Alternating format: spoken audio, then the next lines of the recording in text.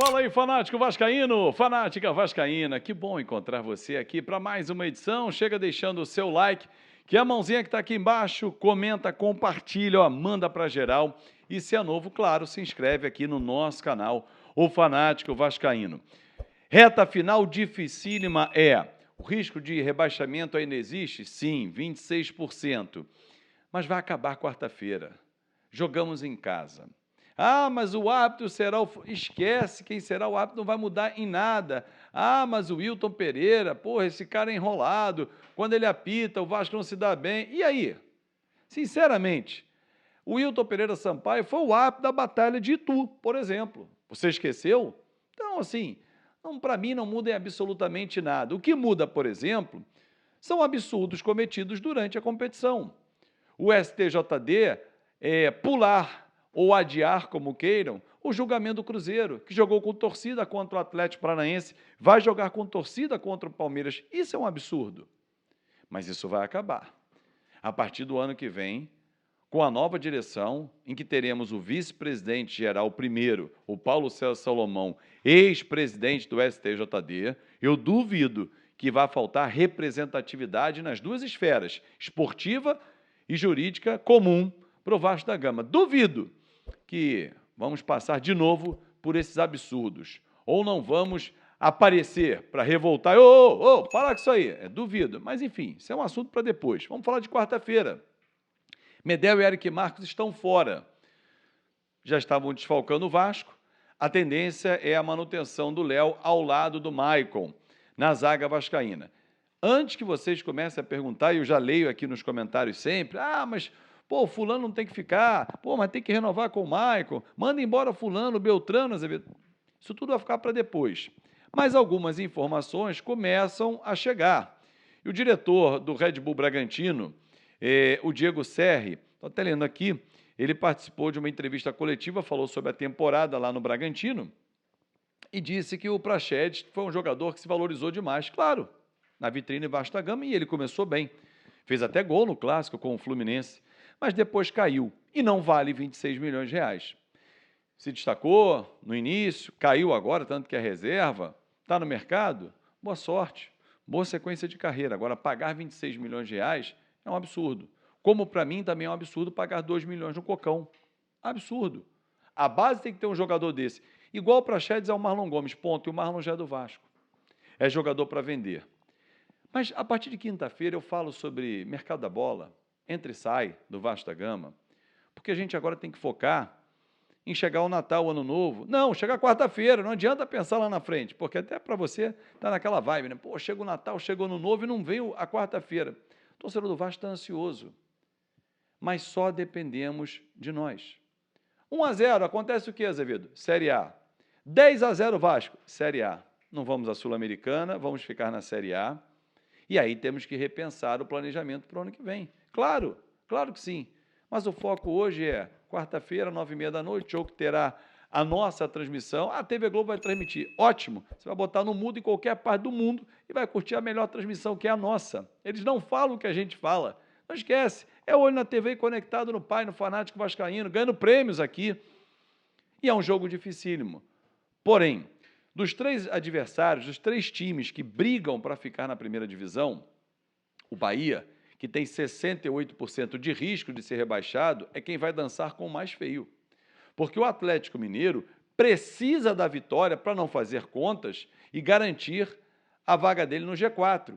E também a segunda posição, que vai dar ele uma grana muito boa da televisão, a cota de premiação, e jogar direto na fase de grupos da Libertadores.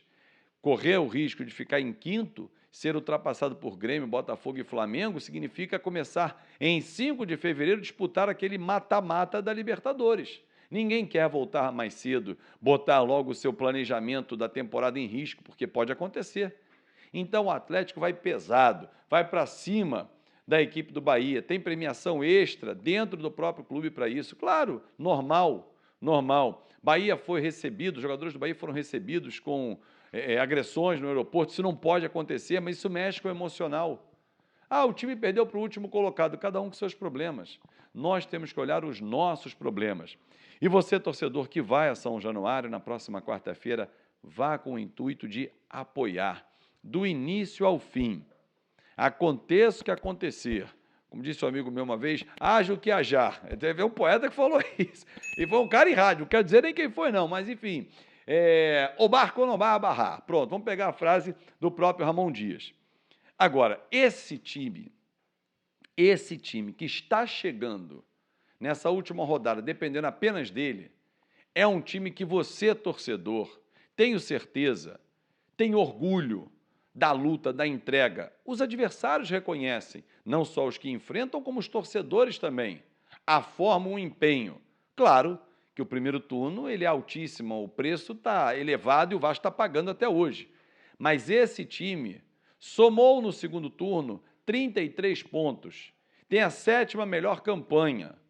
Navegaria em águas tranquilas, só que esse time veio na segunda janela. A primeira, nós não soubemos fazer o investimento. E é uma discussão que nós teremos a partir de quinta-feira, quando vamos falar sobre Paulo Brax, que não deve continuar no clube.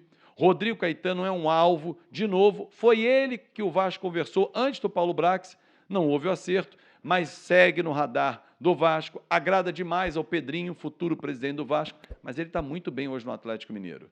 Mas é um nome que pode voltar a negociar com o Vasco, sim. Agora, ano que vem, teremos o maior aporte, e esse aporte tem que ser muito bem utilizado, porque dinheiro na mão de quem não conhece, como disse o poeta certa vez, é vendaval. E nós já soubemos, nós já vimos isso acontecer, desperdiçar um caminhão de dinheiro, e depois ter que correr atrás para poder livrar. Se nós tivéssemos feito o dever de casa, quando eu digo nós, quem está no comando da SAF, quem está com a caneta na mão, não os caras que tentaram destruir o Vasco, porque a gente viu um processo de destruição, de falta de conhecimento desportivo, da linha do Vasco da Gama, do que é o futebol brasileiro. Aí depois tiveram que correr, jogaram 100 milhões praticamente no ralo. Depois não, tiveram que recompor o elenco, as pressas e tal, até que trouxeram um técnico do tamanho do Vasco, jogadores que são do tamanho do Vasco, Medel, Paê, jogadores de Copa do Mundo. O Vasco é um clube grande, passa por problemas, passa. Mas olhem o Grêmio, o nosso adversário de ontem, trouxe um cara de Copa do Mundo, de Liga dos Campeões, e ele só, que foi o Mandurinha, fez verão, ao lado do Renato Gaúcho, que é outro treinador do tamanho do Grêmio, os dois são os responsáveis pelo Grêmio hoje estar garantido na Libertadores. Detalhe, não tiveram o mesmo investimento que nós, os gremistas, e voltaram da mesma segunda divisão. Isso é o quê? Conhecimento de futebol, que falta a alguns que estão no comando do Vasco. Mas, a partir de quinta-feira, a gente trata sobre isso. Até quarta é foco no Vasco da Gama e nós estamos juntos. Chegou comigo até o fim do vídeo aqui? Escreve aqui, quanto é que vai ser o jogo quarta-feira? Qual é a tua aposta? Porque a minha aposta é que vai dar Vasco, e muito Vasco. E eu estou ao seu lado. Um grande abraço, torcedor, e até amanhã.